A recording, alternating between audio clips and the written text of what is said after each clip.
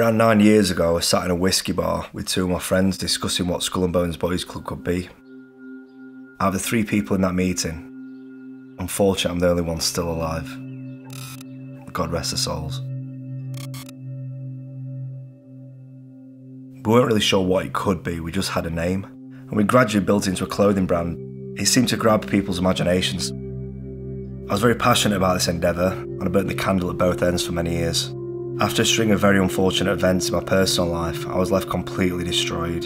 I was suicidal, I was in the bottle, and I even found myself in rehab for alcoholism for the first time. For a short while my drinking was under control, and when the drinking stopped, the cracks in my mental health started to show. I felt like I was just existing. I wasn't really sure why I was running Skull and Bones Boys Club anymore. And after 6 months of desperately trying to get help, relapsing, trying to get help again, I eventually found myself homeless at the opposite end of the country. I tried to take my own life, and I was sent back up north for treatment.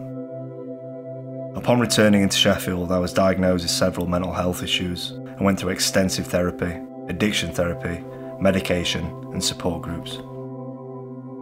I heard on the grapevine that a few young businessmen were actually trying to track me down. I avoided everything. The slightest thing could have sent me back into a downward spiral. Thought of even talking about Skull and Bones Boys Club was heartbreaking. I finally plucked up the courage to meet with them after some encouragement from friends. They were fans of the brand. They'd heard that I'd been through a tough battle. They just wanted to know my story. I ran Skull and Bones Boys Club single-handedly for so long. I spent my days screen printing and my nights packing orders and designing. I couldn't see it, but I was working and drinking myself to death, very slowly and very painfully. After the initial meeting, an idea was pitched. Skull and Bones Boys Club is back. I'm still the brand's head designer, but now I have the support of a passionate new team of people dealing with customer inquiries, social media, photography, videography, logistics, business and brand development.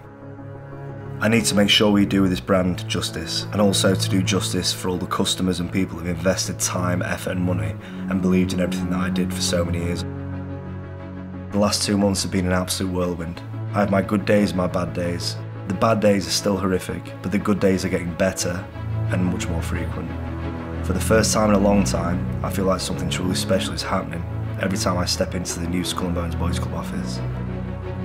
All I can ask is if you are struggling in any way, shape or form, I implore you please to speak to a loved one, a friend, a doctor or a charity. There is help out there. And once the ego is dropped, I admit I could not have got back to where I am right now on my own.